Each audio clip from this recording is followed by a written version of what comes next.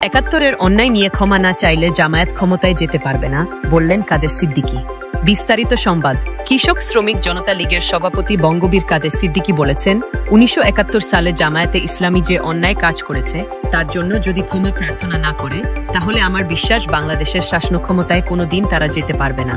গতকাল মঙ্গলবার মহাষ্টমীতে রাত 9:30টার দিকে টাঙ্গাইলের সখীপুর উপজেলার কেন্দ্রীয় মন্দিরের পূজামণ্ডপ পরিদর্শনে গিয়ে তিনি এ মন্তব্য করেন। ওই সময় টাঙ্গাইল আজ সখীপুর বাসাইল আসনে জামায়াতে ইসলামী মনোনীত প্রার্থী শফিকুল ইসলাম খান মন্দির পরিদর্শনে গিয়ে কাদের সিদ্দিকীর বাপ আসে চেয়ারে বসেছিলেন। কাদের সিদ্দিকী উপজেলার কেন্দ্রীয় মন্দিরের পূজামণ্ডপে যাওয়ার 5 মিনিট আগে শফিকুল ইসলাম খান উপজেলা জামায়াতে ইসলামী নেতা কর্মীদের সঙ্গে নিয়ে মন্দিরে প্রবেশ করেন। পরে উভয় নেতা কুশল বিনিময় করেন।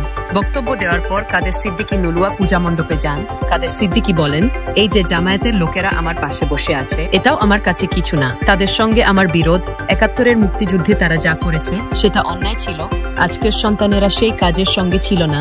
বাংলাদেশে যাদের জন্ম তারা জামায়াতে ইসলামের সন্তানই হোক আর আওয়ামী লীগের সন্তানই হোক, আমার কাছে কোনো পার্থক্য নেই। কিন্তু সেই সময়ে জামায়াতে ইসলামী যে কাজ করেছে তার জন্য যদি ক্ষমা প্রার্থনা না করে, এবং সেই রকম ক্ষমা প্রার্থনা যে রকম ক্ষমা মহান আল্লাহ পাক গ্রহণ করেন, সেই রকম ক্ষমা প্রার্থনা না করলে যত হাজার আর লাখি লোক হোক, দেশের শাসন ক্ষমতায় কোনোদিন জামায়াতে ইসলামী যেতে পারবে না। এটা আমার বিশ্বাস। কৃষক শ্রমিক জনতা লীগের সভাপতি আরও বলেন, যে দেশে বঙ্গবন্ধুর জন্ম না হলে এখনো দেশটা পাকিস্তানের চাকর থাকতো। পাকিস্তান হানাদার বাহিনী যদি আমার দেশের বাড়িঘর না পুড়তো, আমার মা বোনদের সম্মান নষ্ট না করত, তাহলে পাকিস্তানিদের সঙ্গে মুক্তিযুদ্ধে জয় হওয়া সহজ হতো না। কারণ আমাদের হাতে যে অস্ত্র ছিল তার চেয়ে 1000 গুণ শক্তিশালী অস্ত্র ছিল পাকিস্তানিদের হাতে।